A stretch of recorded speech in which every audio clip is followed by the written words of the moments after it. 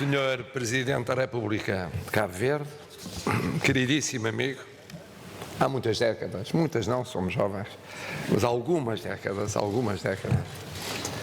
Senhora Ministra da Cultura, Senhor Presidente da Câmara Municipal da Póvoa de Varzim, Senhor Representante dos Casinos da Póvoa, Senhores Embaixadores, Senhora Deputada, minha querida Nélida Pinhon,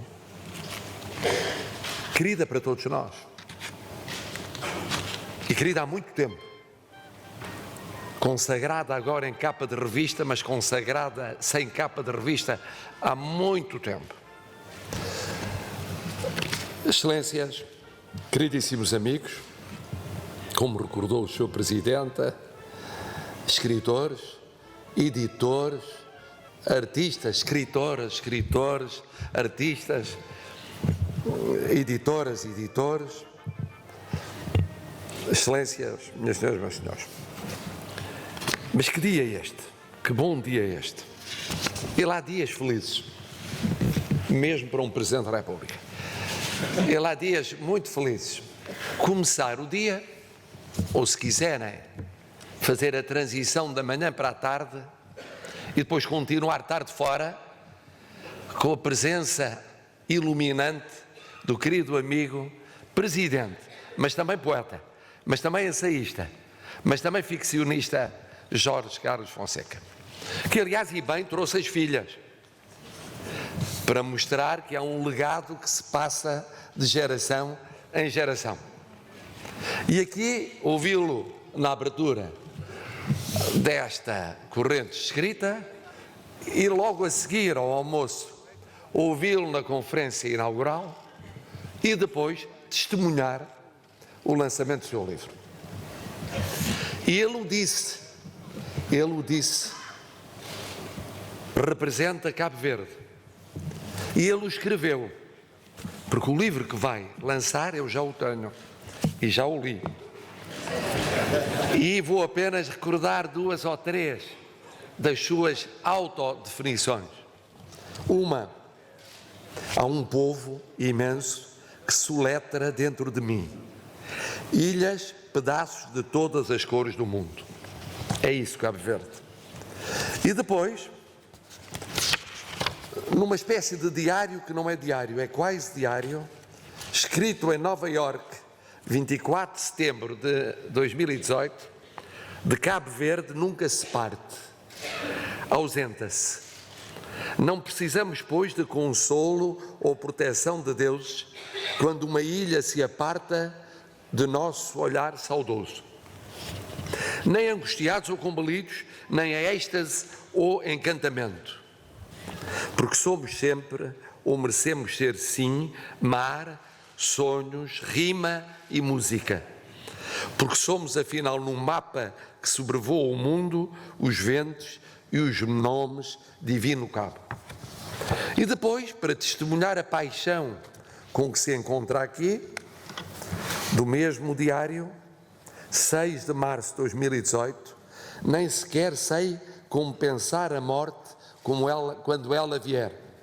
O único problema são os livros. O que fazer deles? Deixar de os receber e ler. É, pois, um apaixonado pelos livros que aqui testemunha presencialmente a riqueza do povo irmão de Cabo Verde. E ao ouvi-lo chegar ao pormenor de saber o treinador do Póvoa de Varzim, do Varzim, e o guarda-redes, lembrei-me do que tenho dito a tantos outros quando nos perguntam o que é que nos une nessa comunidade que ele é presidente, a comunidade da língua portuguesa. O que é que nos une? É isto, sabermos dos treinadores de cada qual dos vários países, conhecermos os guarda-redes. Agora imaginem, por maioria de razão, conhecermos e admirarmos os escritores, agradecermos aos editores, prezarmos os artistas plásticos. E isso não tem preço. Não se explica, é assim. E ainda bem que é assim. Ora bom, queridas e queridos amigos, aqui vir e aqui estar nesta abertura, convoca no meu espírito 3 ideias essenciais: memória, gratidão, recriação do futuro. Memória das 3 outras vezes em que partilhei convosco esta inesquecível experiência de encontro fraternal e caloroso. A primeira, no início do século, em 2004, discretamente, numa ocasião em que estas correntes arrancavam, se faziam, se institucionalizavam. Era uma realidade ainda em afirmação. A segunda memória, de uma charla com Maria Flor Pedroso, em 2008, discretiando sobre livros das nossas vidas, coincidindo aí já com a vossa patente projeção interna e internacional. E coincidindo, como se lembrarão, com a minha faina semanal de dar a conhecer aos portugueses o que se editava em português e preferencialmente de autores portugueses. A terceira, a memória da vinda, não tinha ainda terminado um ano de mandato, quando se começava a equacionar o vosso futuro, a vossa recriação, num tempo muitíssimo diferente daquele que havia testemunhado o vosso arranque. Nesse início de 2017, a minha vinda visava, contudo, outros propósitos. Confirmar que ninguém muda no essencial do que é por estar incumbido de outra missão pessoal e nacional. E, portanto, confirmar a mesma aposta na literatura e no livro que tinha presidido e presidia e presida a minha vida como cidadão e agora como Presidente da República. Bem-ajam por estas recordações, só possíveis porque vingaram, cresceram e atingiram as 2 décadas de existência. Gratidão. Gratidão é a segunda ideia que muito gostaria de vos transmitir.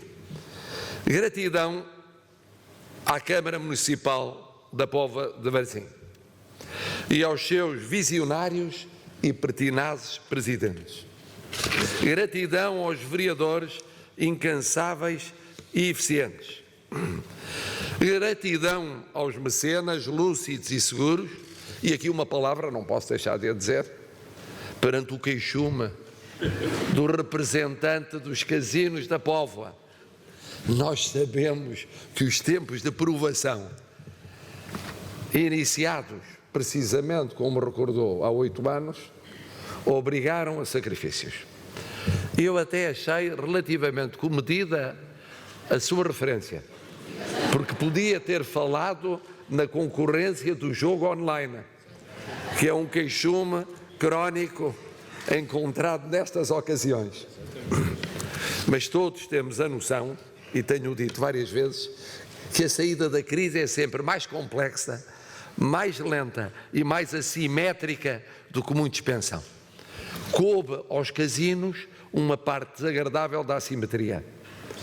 Tomo devida nota desse facto. Gratidão, há que dizê-lo, a todos os que põem de pé estas correntes de escrita. E sem ofensa para os demais, permitam-me que fale numa pessoa que nos persegue ao longo do ano, de março até fevereiro do ano seguinte, uma verdadeira força da natureza que, como na canção dos Idos de Abril, deixou e deixa em cada esquina um amigo, a Manuela Ribeiro.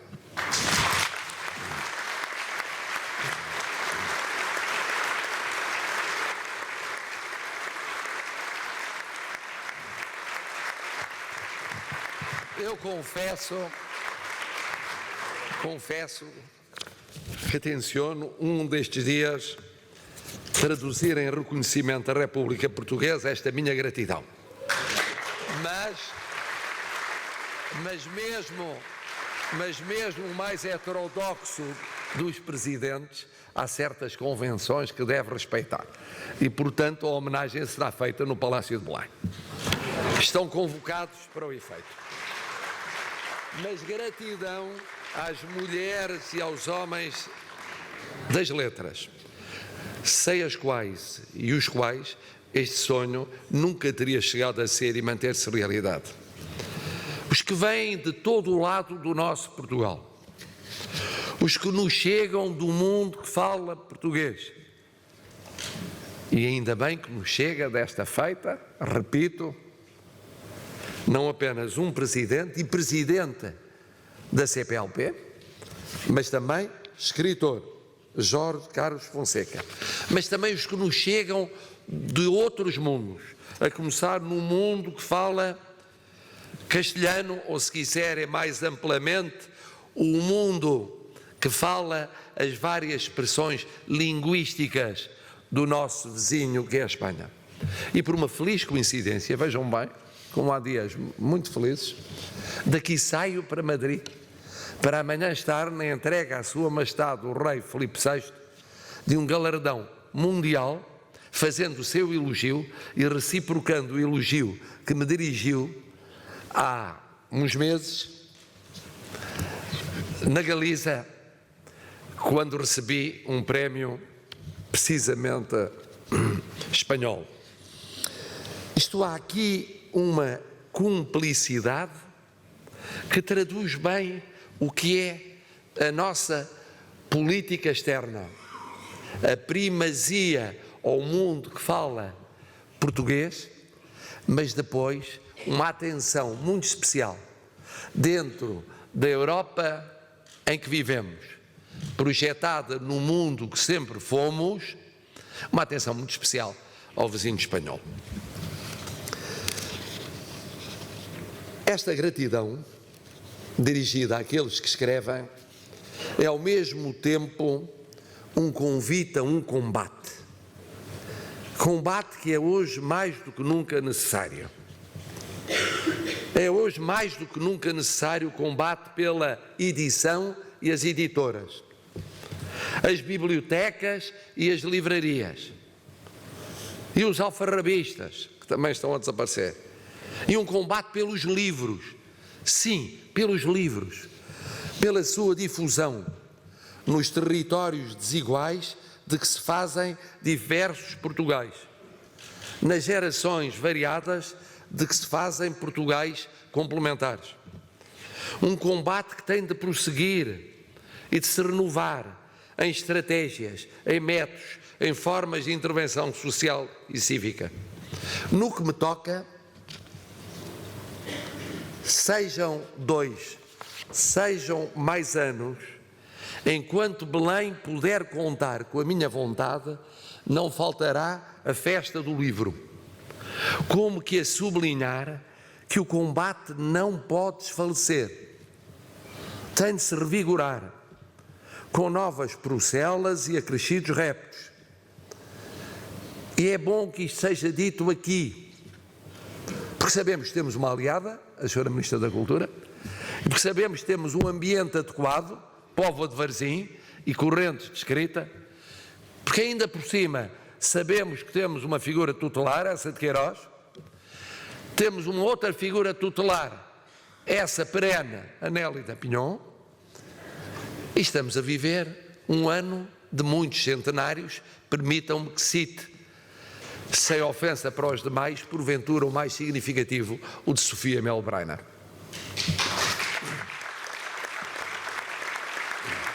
Mas, para além da memória e da gratidão, recriação do futuro, ou melhor dizendo, no futuro.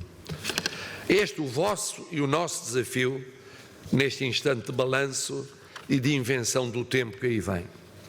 O que deve permanecer é óbvio, o espírito deste encontro, o espírito do lugar, o espírito da própria essência da convergência de tantas e de tantos, o espírito da escrita e da escrita em correntes, isto é, em diálogo com outras e outros que escrevem e com outras e outros que vivem antes e para além da escrita e que muitos deles partilham da aventura da descoberta dessa escrita.